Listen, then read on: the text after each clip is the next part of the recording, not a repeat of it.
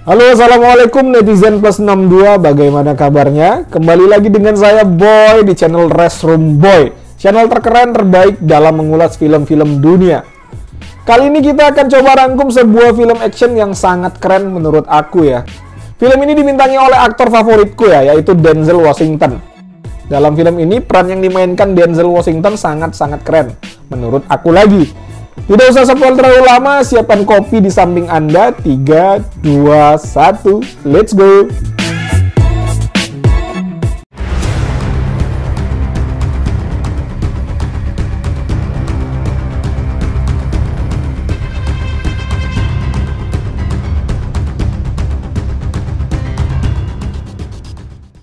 Dalam film ini Denzel Washington berperan sebagai Robert McCall.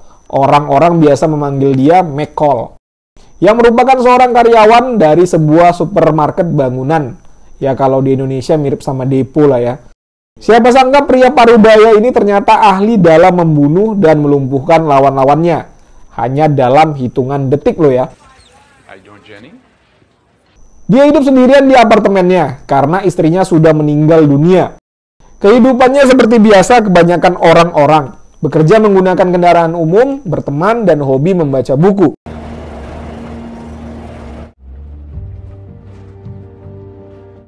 Hobi membaca buku ini sebenarnya dia meneruskan dari istrinya yang punya cita-cita membaca 100 buku. Tapi baru nyampe 90 buku, istrinya meninggal dunia. Maka dia yang meneruskan 10 buku lagi. Temannya ini bernama Ralphie.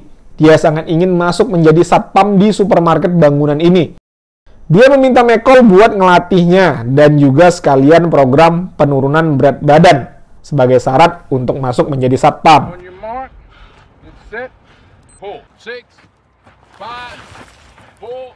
McCall merupakan orang yang susah tidur malam atau insomnia. Kebiasaannya adalah selesai membaca di rumah, dia pergi ke kafe yang buka 24 jam di dekat apartemennya. Dia memesan cuma air panas saja karena dia membawa teh sendiri dari rumah. Kebiasaannya yang lain pada saat sedang duduk di kafe tersebut adalah selalu menyusun posisi tisu, sendok, dan buku yang dia baca. Lalu di kafe itu dia melanjutkan membaca buku. Dalam film ini memang agak sedikit lama klimaks action yang dimunculkan, tapi memang sangat berkualitas semua aksi-aksinya. Dan juga dibuat secara rapi dan keren. Di tempat kafe biasa dia nongkrong, dia punya teman seorang wanita, pekerja malam, atau yang sekarang lagi booming-booming itu, ya open BO lah ya, biar kalian ngerti. Wanita ini juga punya kebiasaan yang sama, selalu nongkrong di kafe itu saat tengah malam. Wanita ini bernama Alina. Alina dan McCall selalu nyambung dalam obrolan karena Alina selalu minta McCall untuk menceritakan kepadanya tentang kesimpulan dari buku-buku yang dia baca. Karena Alina cuma senang mendengar cerita tapi malas buat membaca. Ya, kayak kita. Literasinya pada kurang semua ya.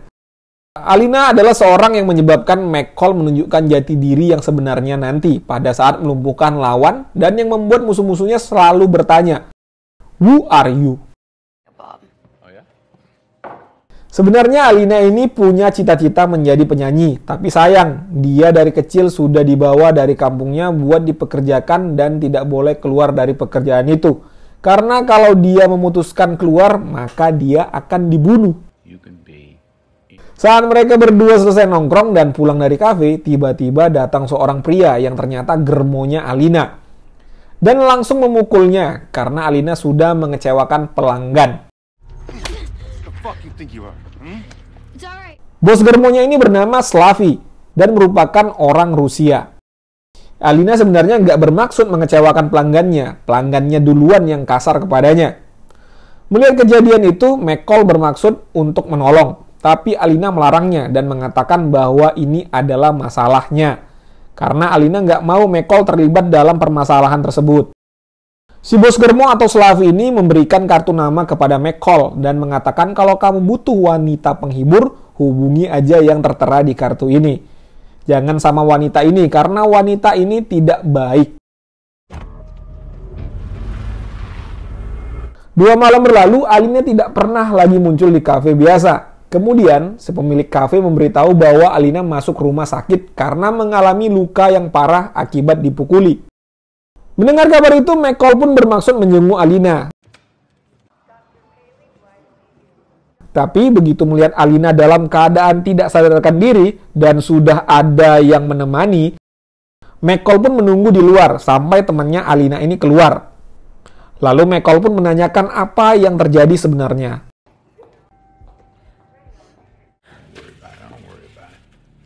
Lalu temannya Alina ini menceritakan bahwa Alina dipukuli oleh Slavi. Wajahnya dibakar kemudian dikasih asam. Gila Slavi ini. Ini sebagai pengingat bahwa wanita-wanita yang bekerja di bawah koordinatornya Slavi jangan sampai macam-macam mengecewakan pelanggan. Kalau sampai mengecewakan pelanggan, maka akan berakibat seperti Alina. Setelah mendengar cerita itu, McCall pun bimbang antara mau ikut menolong Alina atau membiarkan begitu saja. Di sisi lain ada pelanggaran moral kemanusiaan yang terjadi di depannya langsung. Lalu McCall memutuskan untuk datang ke kantornya Slavi dan meminta agar Slavi membebaskan Alina dari keterikatannya sebagai pekerja malam. McCall memberikan uang sebesar $9.800 cash, tapi Slavi menolak. Dengan alasan Slavi mengatakan bahwa gadis seperti Alina bisa memberikannya uang lebih banyak dari itu.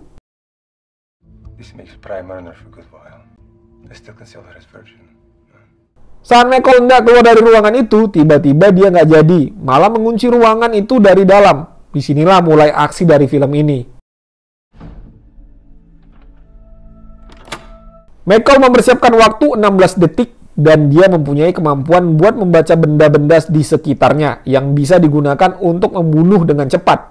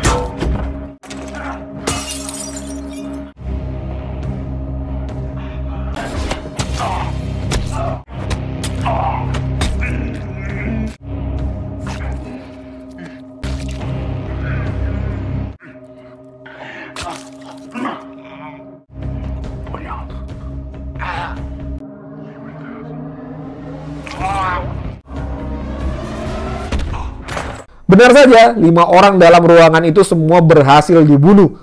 Tapi dengan waktu 28 detik, meleset 12 detik. Dan tersisa Slavi yang sudah kena tembakan di lehernya.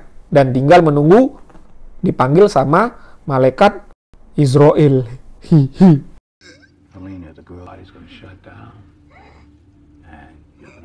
Di akhir kematiannya, Slavi sempat bertanya kepada McCall,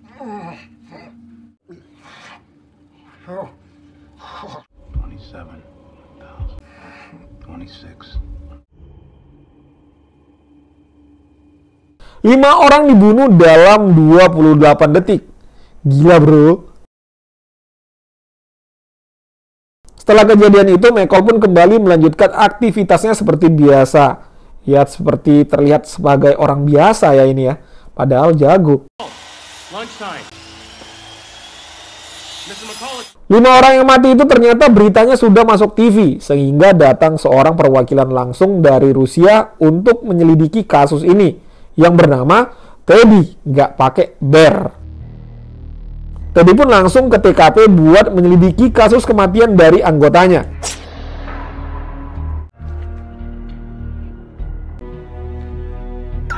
Scene berpindah, terdengar kabar bahwa Ralphie memutuskan berhenti buat ngelamar menjadi satpam di supermarket itu. Kemudian, McCall langsung mengecek ke kios sekaligus tempat tinggal Ralphie. Dan Ralphie menceritakan bahwa alasan dia buat mundur dari tes satpam adalah karena mau membantu ibunya. Dan juga terjadi kebakaran kecil di kios mereka. Melihat itu semua, McCall curiga karena dia tahu bahwa ini bukan kebakaran karena korsleting listrik. melainkan dibakar oleh seseorang. Karena Ralphie nggak mau cerita siapa yang membakar kios ibunya, Michael mencarinya sendiri. Benar saja, ternyata itu ulah perbuatan dua orang polisi korup yang meminta pajak secara nggak resmi ke kios ibunya Ralphie. Kok ada ya di sana kayak gini ya? Dan kalau tidak dikasih, maka mereka akan merusak kios tersebut.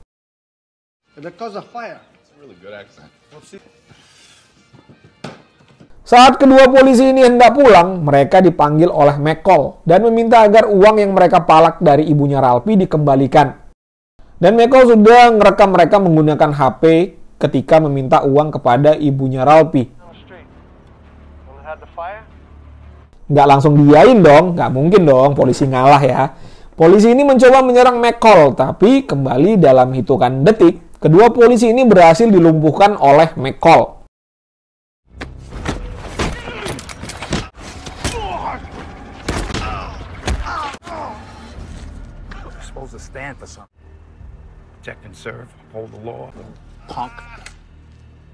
Lalu polisi ini pun bertanya, "Who are you?" Udah dua orang nanya who are you ya. Michael meminta kepada mereka agar besok pagi mereka mengembalikan uang yang dirampas dari ibunya Ralphie. Kalau tidak, video mereka melakukan pemalakan akan disebar ke internet dan TV. Benar saja, keesokan harinya mereka pun mengembalikan uang itu.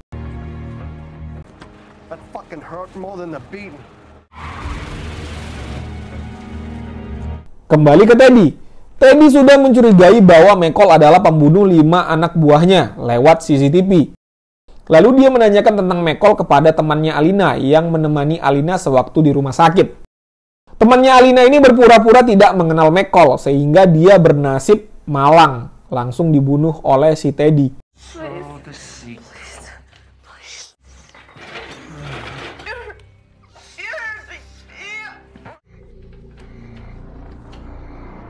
Karena penasaran, Teddy langsung menghampiri Michael ke apartemennya dan menanyakan kejadian yang menimpa anak buahnya, sebab Michael tertangkap CCTV berada di sana. Lalu Michael menanyakan, "Anda siapa? Kalau polisi ada kartu nama atau tidak?" Teddy tidak menjawab dan segera meninggalkan apartemen Michael. Melihat gerak-gerik Teddy, Michael sudah mulai curiga bahwa Teddy bukan polisi. Dan dia seorang yang diutus buat menyelidiki kasus 5 orang germo Rusia yang mati itu. Karena sadar dia berurusan dengan anggota mafia Rusia, dia pun mempersiapkan diri. Di tempat lain, Teddy pun segera mengecek latar belakang Michael, pendidikan, dan segalanya. Dia bekerja sama dengan polisi setempat yang korup. Tapi polisi setempat mengatakan bahwa Michael hanya lulusan perguruan tinggi biasa dan bekerja di supermarket bangunan. Tidak punya sejarah pendidikan militer. Tapi Teddy tidak percaya dengan data-data itu. Itu hanya dibuat-buat. Di sisi lain, Michael sudah membuat rencana buat ngatasin Teddy. Karena Michael punya kebiasaan setiap malam nongkrong di kafe di dekat rumahnya, dia gampang terpantau oleh Teddy dan anak buahnya. Lalu Teddy mengutus anak buahnya yang menyamar menjadi kuli proyek listrik buat menangkap Michael. Tapi Michael sudah mencurigai orang tersebut lewat tangannya. Karena tidak mungkin orang yang bekerja di bidang listrik memiliki telapak tangan seperti itu. Sangat detail ya Michael-nya ya. Karena sudah ketahuan penyamarannya, anak buah Teddy ini langsung menyerang Michael. Dengan mudah, anak buah Teddy ini berhasil dilumpuhkan oleh Michael dan mematikan lampu kafe menggunakan pisau.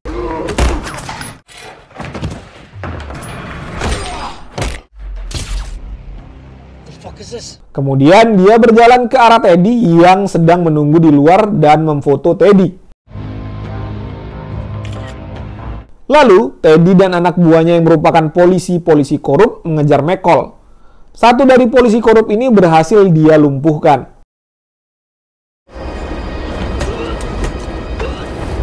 Kemudian, Teddy dan polisi-polisi korup ini langsung mengejar Michael ke apartemennya. Tapi Michael tidak di sana dan sudah memantau mereka lewat CCTV yang dipasang di beberapa titik. Dan Michael juga mengeset agar laptopnya terlihat seolah-olah sedang memesan tiket penerbangan buat besok. Tapi Teddy tidak percaya ya, dia tidak mudah dibohongi. Keesokan harinya, McCall menemui temannya, namanya adalah Susan. Siapakah Susan ini akan dijelaskan pada The Equalizer 2 ya.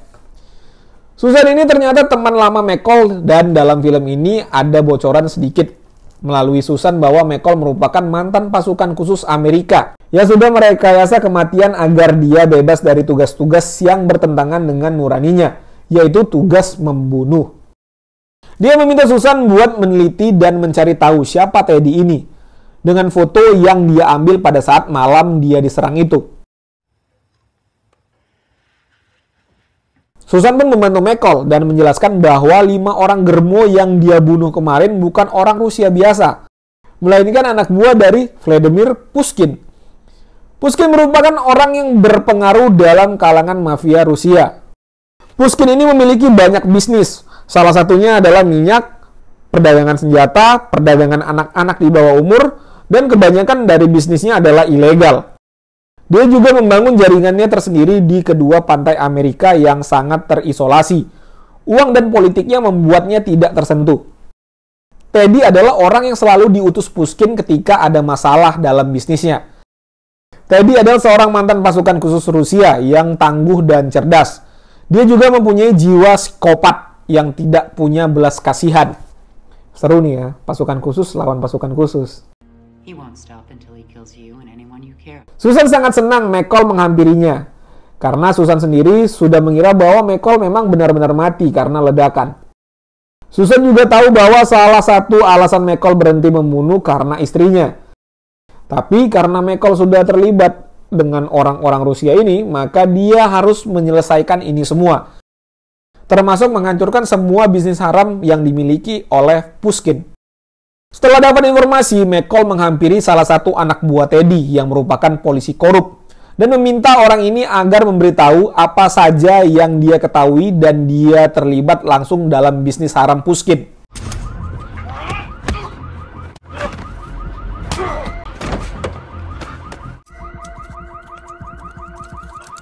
Agar polisi korup ini mau buka suara, McCall menyiksanya dengan cara yang mana mobil itu sudah terhubung langsung dengan knalpot yang dimasukkan ke dalam kabin mobil menggunakan selang.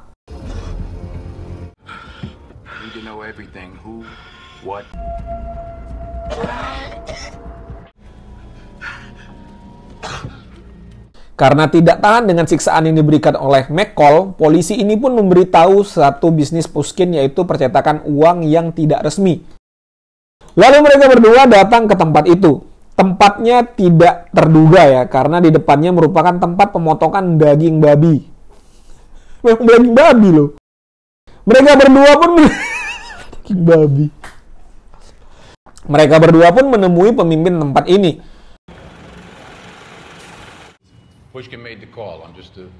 McCall berhasil mengambil senjatanya, dan karena bosnya ditodong, anak buahnya pun menyerah semua karena loyalitas.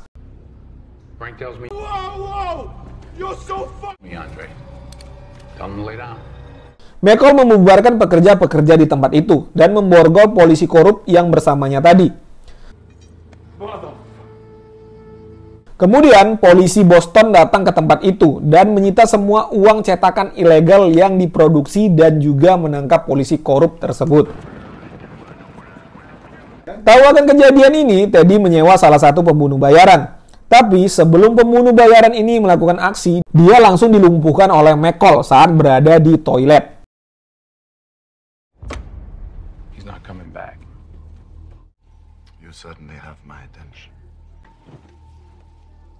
Kemudian McCall mendatangi Teddy meminta supaya Teddy berhenti memburunya dan kembali ke Rusia memulai kehidupan yang baik. McCall juga menjelaskan bahwa 5 orang germo Rusia yang dibunuhnya merupakan orang yang menyiksa Alina sampai dia masuk rumah sakit. Setelah menyampaikan hal itu, McCall meninggalkan Teddy dan berharap Teddy menuruti apa yang disampaikannya. Tapi ternyata Teddy malah merencanakan pembunuhan terhadap McCall dengan sandera beberapa teman bekerjanya di supermarket bangunan, termasuk Ralphie yang sebelumnya dilatihnya buat lulus menjadi satpam. McCall kembali menghancurkan bisnis Pushkin yang lain dengan cara meledakkan kapal tanker dan kilang minyak milik Pushkin yang ada di Amerika.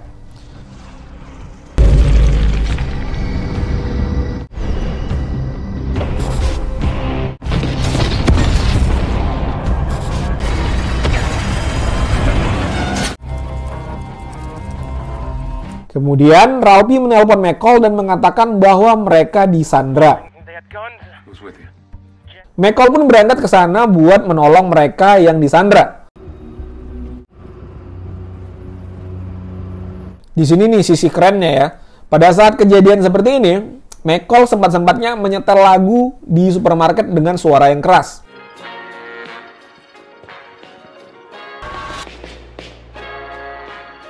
Lalu, salah seorang anak buah Teddy mengajak Ralphie buat ke ruangan kontrol sound untuk mematikan lagu itu karena sangat mengganggu. Saat sampai di ruangan itu, McCall berhasil melumpuhkan satu orang anak buah Teddy ini dan meminta Ralphie buat memancing salah satu anak buah Teddy yang lain.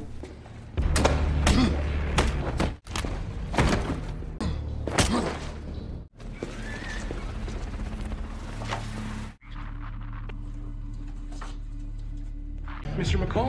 What's going on? Who are these people? Стой здесь! Don't shoot! Don't shoot! I'm calling you сейчас! I'm going down!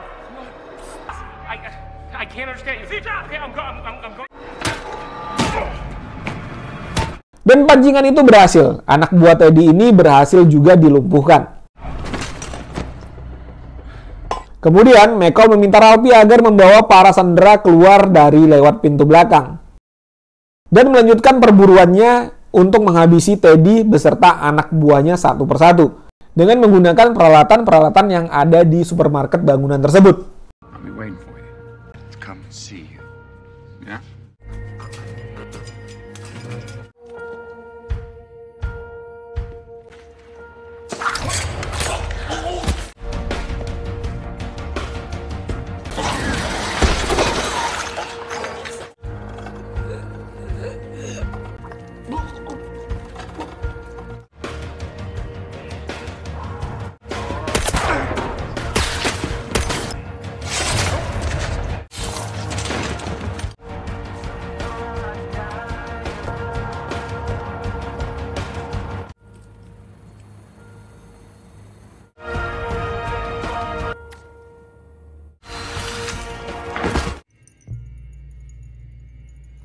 Setelah berhasil mengeluarkan semua para sandera, Ralphie kembali masuk ke dalam bermaksud membantu McCall.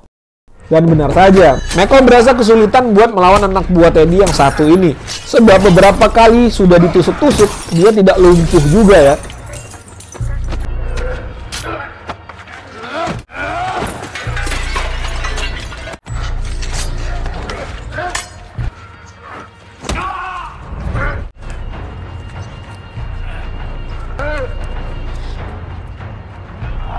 Anak buah yang Teddy ini sempat membuat McCall cedera dan Ralphie pun menolongnya.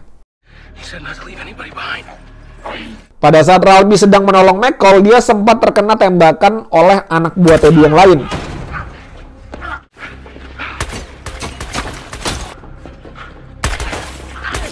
Saat mereka terpojok, McCall menyuruh Ralphie buat ke ruangan genset dan menghidupkan semua lampu. Focus. Teddy pun melihat Ralphie yang sedang berlari, kemudian mengikutinya. Sementara anak buah Teddy yang tersisa satu orang mengikuti McCall. McCall berhasil membunuh anak buah Teddy ini dengan cara meledakkannya. Sadis.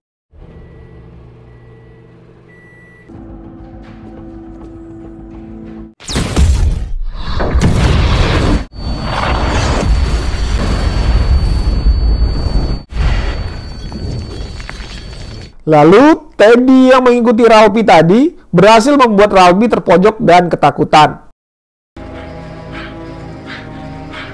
Saat hendak membunuh Ralphie, Teddy tiba-tiba terkena tembakan dengan peluru paku. Alat ini namanya nail gun. Jadi kalau kalian mau beli, ke toko bangunan aja ya. Jangan kalian tembakin orang, nanti kalian ditangkap polisi ya.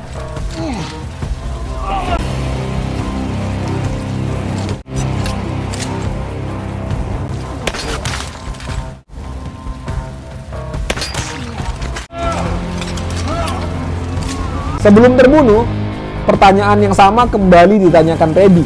Who are you? Nah, ini dia. Teddy-nya dapat setrikaan ya, karena sudah 3 kali dia menanya ya.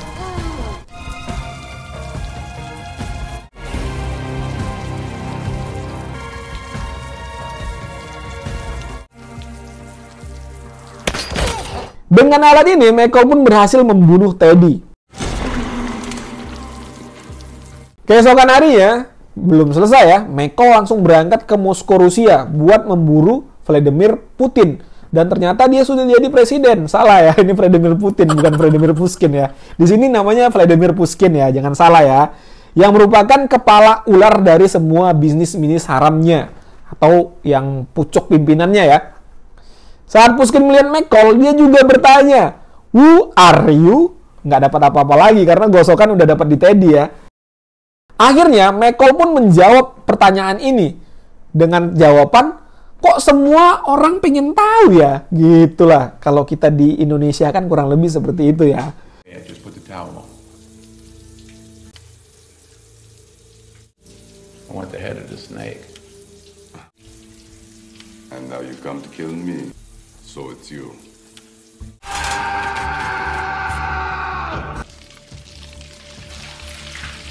Pushkin juga berhasil dibunuhnya dengan cara disetrum listrik.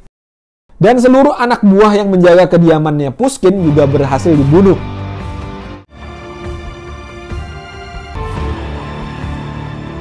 Dan dia pun kembali ke Amerika buat menjalani hidup normal, kayak kita-kita ini ya. Itulah tadi alur cerita film The Equalizer yang dibintangi oleh Denzel Washington. Kalau ada kritik dan saran, silakan dituliskan di kolom komentar. Hikmah yang bisa kita ambil dari film ini adalah jangan suka menyepelekan orang-orang yang terlihat cupu ya.